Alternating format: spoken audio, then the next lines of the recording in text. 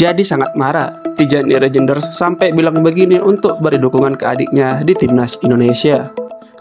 Sebelum lanjut, silakan tekan tombol subscribe-nya karena kami akan memberikan berita terupdate seputar sepak bola dan juga timnas Indonesia.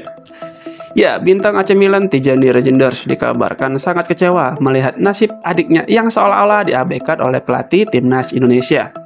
Dikutip dari Medcom ID, Tijani Regenders mengaku prihatin dengan nasib sang adik yang terpinggirkan dari timnas Indonesia.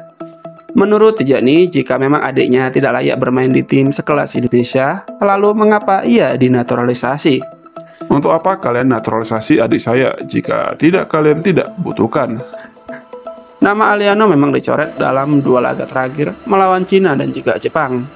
Sintayong secara belak-belakan mengungkapkan jika alasannya mencoret Aliano karena sang pemain dianggap belum bisa bersaing dengan pemain timnas lainnya. Sejak merampungkan proses naturalisasinya pada akhir September 2024 lalu, Aliano baru sekali tampil membela Indonesia, tepatnya saat Indonesia bertandang ke markas Bahrain. Saat itu, ia dimasukkan pada awal babak kedua.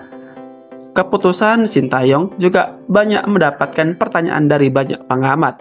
Pasalnya, Aliano memiliki kualitas yang layak. Bahkan, ia kerap tampil impresif ketika membela klubnya di Eredivisie bersama FC Zwolle. Musim ini, Aliano tampil cukup reguler bersama Zwolle dengan jumlah menit sekitar 331 menit bermain di atas lapangan.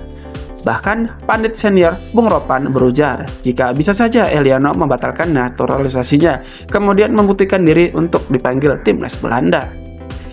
Secara Aliano ini pemain yang punya potensi. Bisa saja kakaknya Tijani suatu saat nanti merekomendasikan adiknya untuk bermain di tim besar, lalu dia survive dan menolak lagi dipanggil timnas Indonesia dan akhirnya dipanggil timnas Belanda, bisa jadi, ujar Bung Ropan. Sintayong memang dalam tekanan berat akhir-akhir ini. Pelatih yang sebelumnya mendapatkan banyak dukungan dari supporter Indonesia itu kini justru berbalik mendapatkan tekanan dari supporter Indonesia juga.